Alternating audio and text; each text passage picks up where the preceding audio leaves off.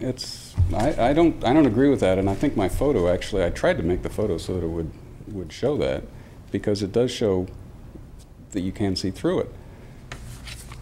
Well, to a certain degree, but not like a wire fence or something, you know. So the primary reason is to keep people from getting to the bluff. Is that the reason? The primary Yes, reason for and to just, you know, protect our property. Okay.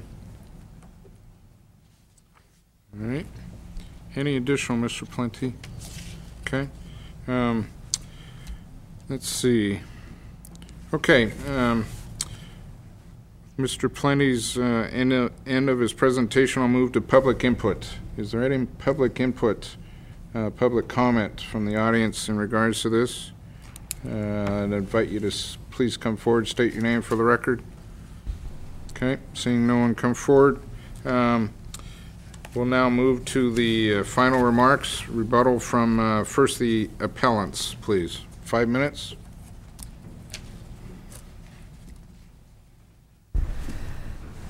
Mr. Chairman. I'm sorry. Thank you, Mr. Chairman. Get an opportunity for I don't think there's a lot Right to... after this.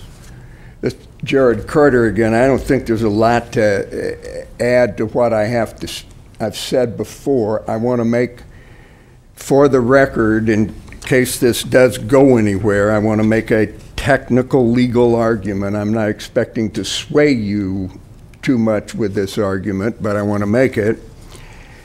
And that is that I've established in the letter I sent you that the case law of this state is that the Carters have a property right to view the ocean.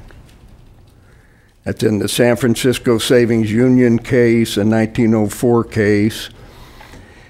And that property right will be taken away by this fence.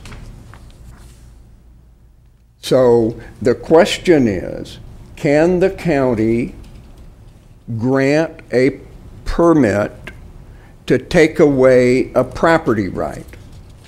The answer is yes, if that accomplishes a valid public purpose.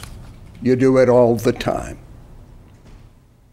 You grant permits to people to build houses that take away other people's views, but you're accomplishing a public purpose of allowing a house to be built.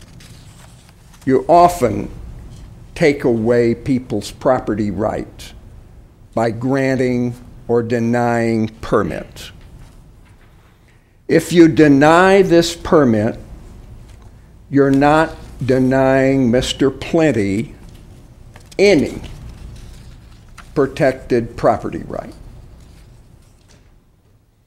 There is a 3-foot fence all along the area he wants to build a 6-foot fence. So he's not accomplishing any valid property right. If you allow this fence to be built, you will deny a property right to the Carters. The property right is to view the ocean, protected in the San Francisco Savings Union case. And the Nolan case says that you can't deny somebody a property right unless you accomplish a public purpose. So, again, I repeat the simplistic argument that I made. You don't accomplish anything good by approving this permit. It keeps going an unfortunate dispute between two property owners out there. If you deny this permit, you avoid a lot of legal issues. This issue is over, and if the Carters and the Plentys can't resolve their problem, then they ought to hire a mediator, or they ought to go to court, or they ought to do whatever else it is that people do to resolve these kind of disputes. but they ought not expect you to give one of them a hammer in that problem. So our request is that you deny this permit and let these folks work out their problem any way, shape, or form that they can without the benefit of county approval of a intrusive, unnecessary 6-foot fence. Thank you very much. Okay. Any additional comments from the appellant side? Okay. Let's move to the applicant side. You have 5 minutes to rebut and or make comment.